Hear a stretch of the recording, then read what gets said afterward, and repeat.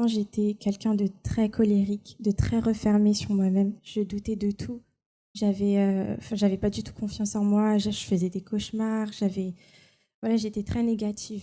Et même à l'école, j'avais pas de résultats positifs à l'école. Et avec ma famille, j'avais beaucoup de problèmes aussi avec mon petit frère parce que j'étais très colérique. Et je tapais Et tout le dû monde, à tout quoi ça. cette colère? En fait, étant plus jeune, j'ai toujours eu des problèmes avec les gens autour de moi et j'ai subi aussi certains attouchements. Donc, du coup, après, je me suis refermée sur moi-même. Mais j'ai eu aussi de la colère et de la haine envers cette personne qui m'avait fait ça. Comment vous vous sentiez à cette époque-là? Frustrée, énervée. J'avais vraiment beaucoup de haine. Et j'avais pas confiance en moi. Je me disais que personne ne m'aimait, que j'étais née pour souffrir, que toute ma vie, j'allais souffrir, en fait. Et ça a continué jusqu'à mon adolescence, jusqu'à il n'y a pas très longtemps. Et puis, en faisant les jeûnes de Daniel, c'est là que j'ai commencé à changer. J'ai voulu investir sur ma vie spirituelle. Je voulais changer, je voulais être délivrée de tout ça. Vous-même, vous avez pris cette décision de changer, de couper avec le passé, de ne plus continuer à charger le passé avec vous. Voilà, parce que j'ai vu aussi autour de moi que je détruisais beaucoup de choses. Quand j'étais en colère, la haine que j'avais détruisait aussi ma famille. Parce que la relation avec mon petit frère, ma famille, était complètement détruite. Et je donnais une apparence à l'église, parce que je venais à l'église, mais je ne pouvais pas continuer à jouer la comédie comme ça. Je voulais être sincère avec moi-même et arrêter d'être en colère, être énervée et chercher ma délivrance véritablement pour avoir le Saint-Esprit. Donc je me suis investie sur ça en faisant le jeûne de Daniel. J'ai fait les sacrifices physiques, matériels. J'ai fait tout. Je me suis donnée entièrement. Et j'ai vu les résultats. J'ai le Saint-Esprit aujourd'hui grâce à Dieu. Et j'ai une paix à l'intérieur de moi, la paix que je n'avais pas avant. Je l'ai aujourd'hui. Et la colère? La colère, j'ai plus. Et avec votre frère? Ça va très, très bien. La famille? Aussi. Comment vous vous sentez aujourd'hui? J'ai une joie, j'ai une paix. Et ce que je veux, c'est que d'autres personnes puissent connaître cela. Je suis tellement bien avec moi que j'ai envie de partager, j'ai envie de donner l'opportunité à d'autres personnes de connaître ce que j'ai connu. Ça vaut la peine, ça ne vaut pas la peine de sacrifier, de se donner, s'investir? Il faut, franchement, il n'y a que ça. Si on veut vraiment connaître la vraie paix, le vrai résultat positif, il faut se donner à fond. Il faut s'investir au maximum. Qui a fait ça dans votre vie? C'est Dieu. Amen. Amen. Que Dieu vous bénisse, alors Olivia. Félicitations. Comment tu t'appelles? Fernando. Qu'est-ce que Dieu il a fait dans ta vie en participant de la campagne d'Israël? Il a tout changé. Avant, j'étais une personne trop triste parce que j'avais des gros problèmes dans la famille. En fait, j'avais le vice de la pornographie. J'avais aussi des désirs homosexuels au point d'avoir des rapports homosexuels avec des autres hommes, tout. Et j'ai grandi dans une maison évangélique. Donc, parce que ma grand-mère, elle était évangélique. Ma mère, elle est partie ici en Belgique et j'ai resté au Brésil avec ma grand-mère. Et on était toujours à l'église. Mais même comme ça, même en connaissant la parole de Dieu, j'étais toujours dans cette situation. Et j'avais aussi un oncle que j'avais envie de le tuer parce que lui, il m'appelait des noms que j'aimais pas. Vous voyez? C'était... par exemple, t'es un PD, t'es un homosexuel, t'es un gay. J'aimais pas ça. Et donc, j'ai même, tout seul, dans ma tête, j'ai commencé à penser comment je le ferais pour le tuer. Et je le détestais, en fait. Et donc, Tu as essayé de te tuer? de me tuer? Non, jamais. Jamais. Oui. Et aussi, moi, j'avais 3 caractères, en fait. Devant ma famille, j'étais une personne. À l'école, j'étais une autre. À l'église, j'étais une autre personne totalement différente.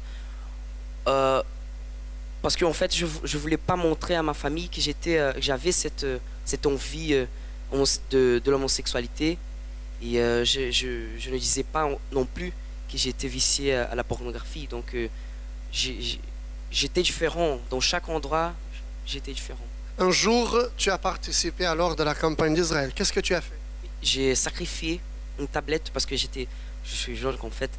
Et mon rêve, c'était d'avoir une tablette. Et je l'ai reçue dans mon anniversaire, un cadeau de ma mère. Donc, j'ai le prix, j'ai le vendu, et la valeur, j'ai mis sur l'autel. Parce que c'était un sacrifice, parce que c'était mon rêve, et aussi parce que c'était un cadeau de ma mère. C'était le sentiment.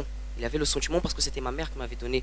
Donc, je l'ai sacrifié, je l'ai mis sur mon enveloppe, j'ai mis sur l'autel. Tu fais la prière, Oui, j'ai fait. le jeûne.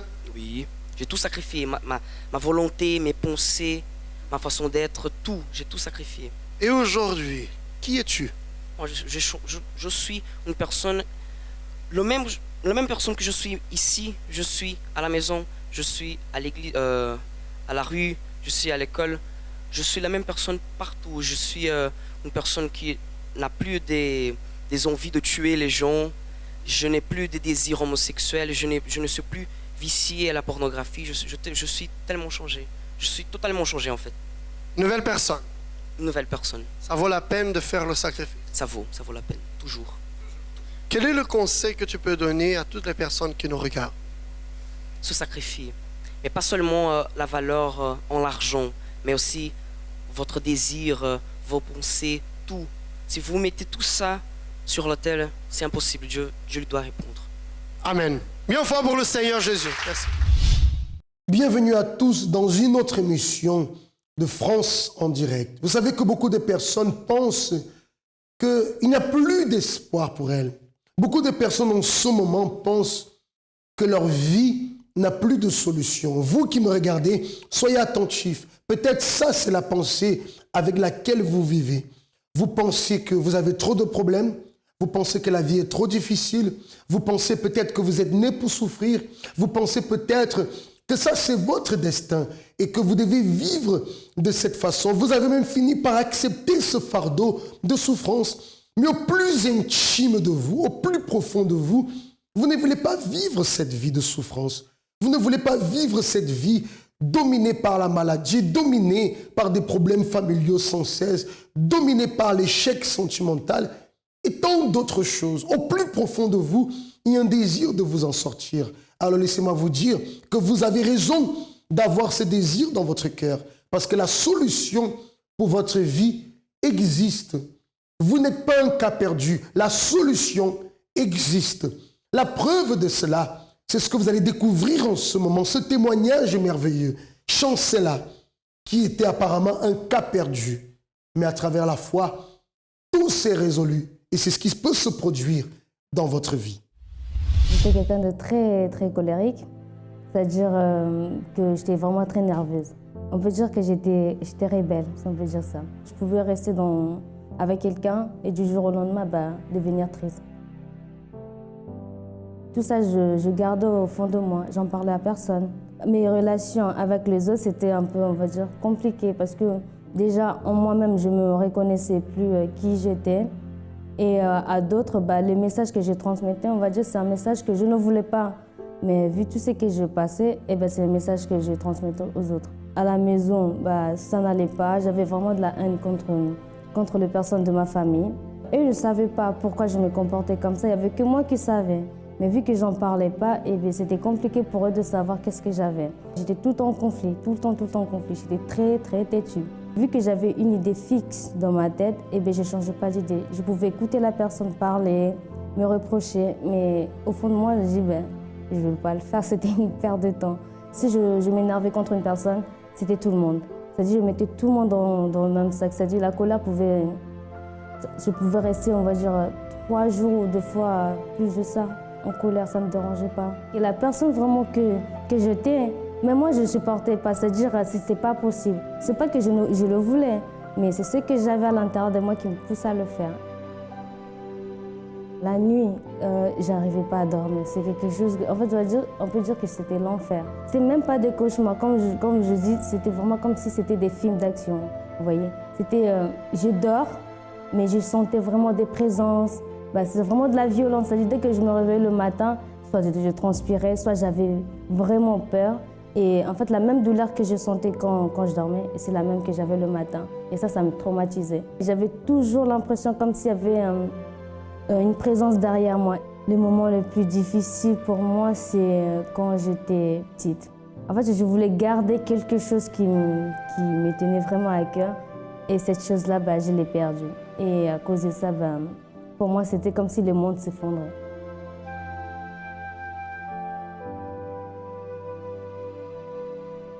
J'ai connu le centre d'accueil à travers ma tante, parce qu'elle venait ici. Au début, je venais que pour venir. Je m'asseyais plutôt vers le milieu et je regardais les hommes de Dieu. Je trouvais ça pas important parce que je n'accordais pas d'importance à ce qu'ils disaient. Et donc, du coup, j'ai parlé un passage suite à des choses qui se sont passées, vu que je ne me supportais plus. Je savais que j'étais quelqu'un de bien, mais j'arrivais pas à le faire sortir, cette personne-là. Des fois, je pouvais me dire que c'était impossible. J'ai participé à la campagne d'Israël. C'est-à-dire, cette campagne, pour moi, c'était une opportunité, mais vraiment une opportunité de commencer une nouvelle vie. Parce que c'est vrai que je venais à l'église, déjà je ne m'intéressais pas à grand-chose. Et cette campagne, vu que l'évêque l'avait vraiment très bien expliqué, je me suis dit, bon, oui, il fallait que je le fasse. Si je ne saisissais pas l'opportunité que je vais dire que Dieu me donnait, je ne sais pas si que j'allais avoir d'autres opportunités. C'était vraiment la seule. À travers la campagne d'Israël, certes, j'ai fait seulement pour essayer, mais essayer là, ça marche, parce que j'ai vu vraiment le résultat. Ma vie, elle est complètement différente. Je me suis retrouvée, ça c'est très important, que la personne que j'étais avant et que la personne que je suis aujourd'hui, il y a vraiment une grande différence. J'ai la joie de vivre, parce qu'avant, je ne pouvais pas rigoler longtemps, parce que je changeais complètement d'humeur. Et aujourd'hui, non, aujourd'hui, je suis vraiment contente avec les personnes qui m'entourent autour. Je prends du plaisir à rester avec eux. Il y a vraiment une transformation. Je ne fais pas de cauchemar du tout. Je dors tranquille, je me réveille tranquille et je me rendors encore tranquille. C'est-à-dire, il n'y a plus de tout ça. La haine que j'avais, la colère, tout ça, enfin, la rage que j'avais, c'est-à-dire tout ça, c'est vraiment fini. Aujourd'hui, je suis vraiment une nouvelle personne.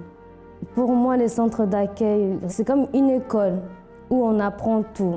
Peu importe la personne qu'on est, on apprend vraiment les bases. Pour moi, c'est une école de vie. Vous voyez qu'aujourd'hui, les personnes cherchent des moyens de résoudre leur vie. Si vous posez la question, par exemple, à des personnes dehors, si elles veulent la solution à leurs problèmes, la réponse est claire. Certains vous diront, mais écoute, ça fait partie de la vie, on fait avec. Pourquoi? Parce que c'est déjà habitué à cette vie. Mais vous qui n'acceptez pas de vivre une vie dominée par les problèmes, une vie de souffrance, une vie où l'angoisse vous tourmente, une vie finalement où vous n'êtes pas libre d'avoir ce que vous voulez. Alors sachez que la solution existe pour vous. Chancez-la à travers la foi, elle a pu trouver la solution. Parce que la proposition que nous vous faisons en ce moment, c'est d'utiliser le chemin de la foi. Ça peut sembler même quelque chose de farfelu, parce que lorsqu'on parle de foi, beaucoup de personnes pensent tout de suite à la religion. Nous ne sommes pas en train de vous parler de religion, nous sommes en train de vous parler de transformation de vie. La preuve de Chancela, comme de Marie-Agnelle, dont vous allez découvrir en ce moment aussi l'histoire, des personnes qui, par la foi, ont réussi à vaincre. Et laissez-moi vous dire, des situations que naturellement, il était impossible de vaincre.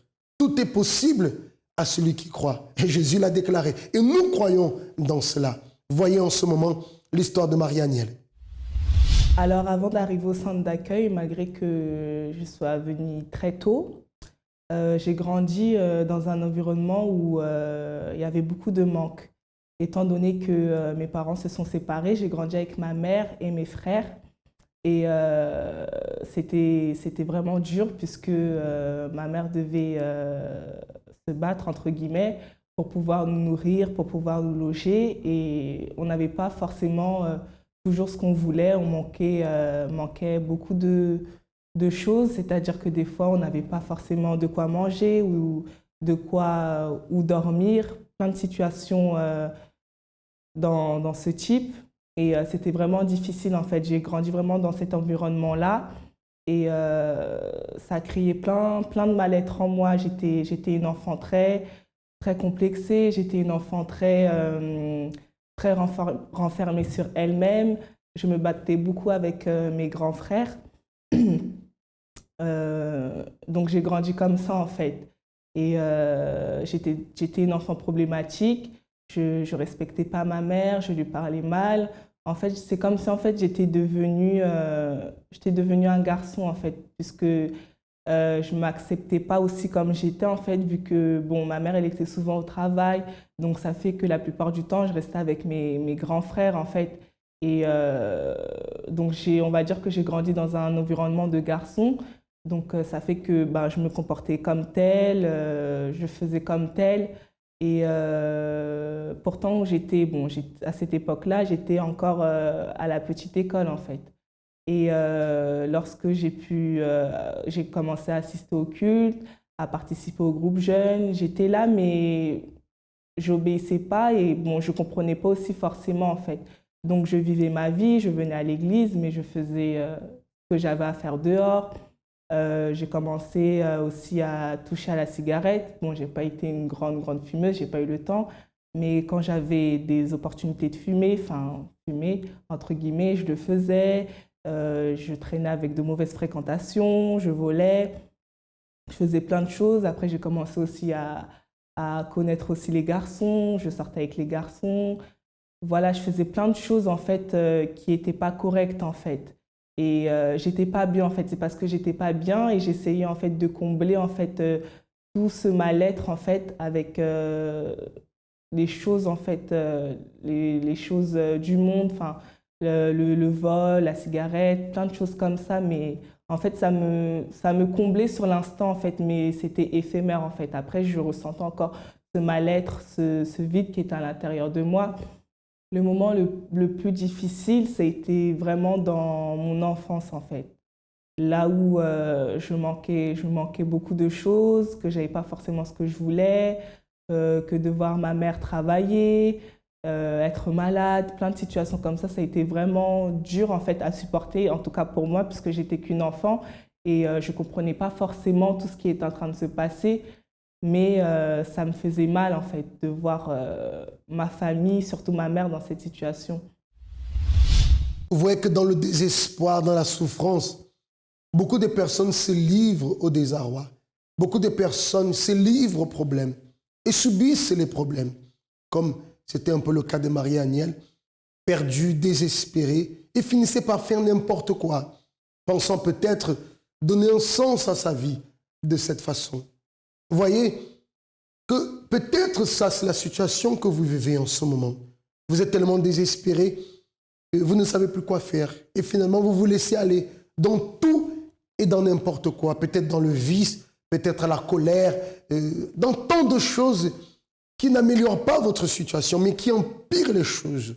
Mais nous vous proposons ce soir la direction qui peut apporter, qui va apporter, si vous vous accrochez de toutes vos forces à ce que vous recevez ce soir, qui va apporter un véritable changement, une véritable transformation. Ça, c'est votre opportunité. Elle a saisi son opportunité. Et tant d'autres en ce moment sont en train de saisir cette opportunité. C'est à vous de décider. Donc, j'étais déjà dans l'église, ça faisait déjà un certain moment. Et arrivé à un moment donné, en fait, je me suis rendu compte que tout ce que j'étais en train de faire, en fait, ça me faisait en fait plus de mal que de bien en fait, puisque je continuais en fait à être mal, je continuais à être mal en fait. Donc je voyais que ce que j'étais en train de faire, ça faisait aucun effet à part me faire du mal. Donc c'est là que j'ai commencé en fait à mettre véritablement en pratique les paroles, à vraiment en fait être attentif en fait et à vraiment pas juste venir, puisque je venais en fait déjà aux réunions, je participais déjà, mais j'y étais pas en fait attentive, j'y partais pas pour vraiment changer une situation ou autre en fait. Donc c'est quand j'ai pris vraiment conscience que voilà, que je pouvais pas continuer à venir quelque part, enfin à l'église et rester comme ça, enfin rester mal intérieurement. Donc j'ai véritablement commencé à partir pour qu'il y ait un changement. J'ai commencé à être attentif, j'ai commencé véritablement à me donner, en fait, à mettre en pratique ce que les pasteurs disaient, ce que les responsables du groupe jeune donnaient comme conseil. J'ai participé aussi aux chaînes du vendredi. Pourquoi? Parce que ça m'a beaucoup aidé, les chaînes du vendredi. J'ai participé aux campagnes d'Israël puisque j'entendais des témoignages de changement de vie, de changement de situation, des cas qui étaient impossibles. Donc voilà, moi, la première campagne d'Israël que j'ai participé, c'était vraiment en fait par rapport en fait à ma famille en fait. C'était par rapport à mon père, par rapport à moi-même, parce qu'en fait, c'est comme si en fait il me manquait en fait. J'avais besoin en fait de connaître en fait entre guillemets mon passé, pas mon passé, mais j'avais besoin de connaître en fait mon identité, on va dire ça, physiquement parlant. J'avais besoin de connaître mon identité qui m'avait conçue. Pourquoi? Parce que c'était quelque chose que j'ignorais en fait. Donc ma première campagne d'Israël, c'était vraiment en fait pour que Dieu puisse venir à reconstruire en fait ma famille et faire quelque chose pour que je puisse retrouver mon père en fait.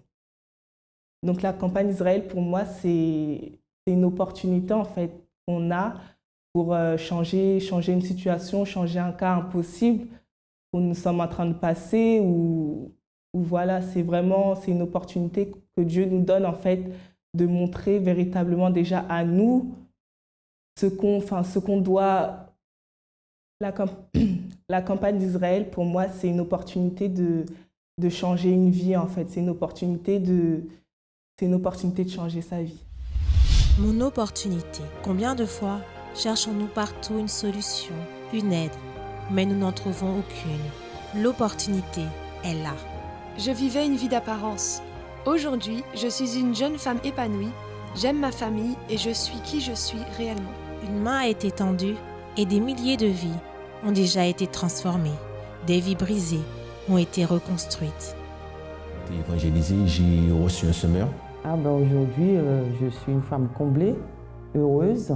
J'ai plus d'angoisse, plus de tristesse. J'ai la joie de vivre. Ma vie sentimentale, c'est très très bien, on est très bénis. Votre opportunité d'aider ou d'être aidé est devant vous. Centre d'accueil, nous vivons ce que nous enseignons et sacrifions pour ceux dont nous rêvons. Si vous passez des moments extrêmement difficiles et vous avez besoin de notre aide, voyez que Marie-Agnelle a trouvé cette aide. Lorsqu'elle arrive au centre d'accueil, elle a trouvé des personnes disposées à la conseiller, à l'écouter, à lutter avec elle, à la soutenir pour qu'elle puisse sortir de cette situation. Si vous avez besoin en ce moment de notre aide, vous pouvez nous contacter dès à présent sans hésiter à la mi-24 heures. C'est le numéro qui s'affiche en ce moment sur le bas de votre écran. C'est le 01 53 35 85 12. Je répète, le 01 53 35 85 12.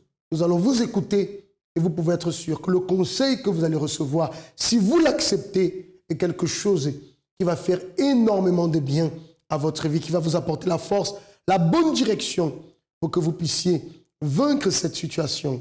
C'est ce que Marie-Agnelle a trouvé lorsqu'elle est arrivée au centre d'accueil. La bonne direction où elle a pu agir la foi à travers les campagnes d'Israël, à travers différents propos qu'elle a reçus, et en appliquant la foi de cette manière et avec persévérance, sa vie aujourd'hui est totalement transformée. Je vous laisse découvrir. Donc aujourd'hui, je peux dire que je suis véritablement une personne changée, transformée. Pourquoi? Parce que je suis plus triste, je suis plus quelqu'un de triste, je suis plus quelqu'un de colérique, je suis plus quelqu'un de complexé, je suis bien avec moi-même. J'ai plus ce mal-être en fait intérieur que j'avais, ces mauvaises pensées de moi-même ou de ma famille. J'ai plus tout ça en fait. Et voilà, intérieurement en tout cas, ça va très bien. J'ai plus ce mal-être-là. Aujourd'hui, j'ai retrouvé mon père. Aujourd'hui, la situation de ma famille s'est transformée en fait. Donc voilà, on manque plus de nourriture, on a un endroit où dormir, on a une situation stable. Avec mes frères, ça va. Il n'y a plus ces bagarres-là, il n'y a plus ces violences-là qu'il y avait entre nous. Voilà, je peux dire que véritablement, depuis que j'ai pris ma décision véritablement d'écouter et de mettre en pratique les paroles, ma vie, en fait, mon intérieur et ma vie a changé. Pour moi, le centre d'accueil, c'est mon école, c'est ma maison, c'est c'est ma mère, en fait, parce qu'elle m'a appris beaucoup de choses, en fait. Elle m'a éduquée, elle m'a appris à vivre, en fait, à vivre une vie de foi, à vivre une vie avec Dieu. Elle m'a appris, en fait, à lutter, elle m'a appris à conquérir, elle m'a appris à plein de choses, en fait. Donc, pour moi, le centre d'accueil, ça représente... c'est comme une mère, en fait. C'est comme une mère et moi, je suis l'enfant. Une vie de plus totalement restaurée. Et tout cela par le moyen de la foi. Voyez, l'exemple est là et vous montre quel est le chemin que vous pouvez suivre. Demain, nous serons dans tous les centres d'accueil où nous allons prier en faveur justement de la famille. Non seulement de la famille, mais aussi en faveur du mariage. Pour vous qui désirez, pour vous qui traversez des moments difficiles dans votre famille, sachez que demain est un jour opportun pour que vous puissiez recevoir les bonnes directions et commencer à reconstruire votre foyer. Pour savoir quel est le centre d'accueil qui est le plus proche de chez vous, vous avez notre numéro qui s'affiche en ce moment où vous pouvez nous contacter et avoir aussi les coordonnées de ce centre d'accueil. Pour ma part, cher ami, ça a été un grand plaisir d'être avec vous ce soir et de vous transmettre ce que nous avons pu faire en ce moment avec la certitude que tous ceux qui ont reçu sont abondamment bénis. Je vous souhaite de passer des très bons moments et à très prochainement dans une autre émission de France en direct.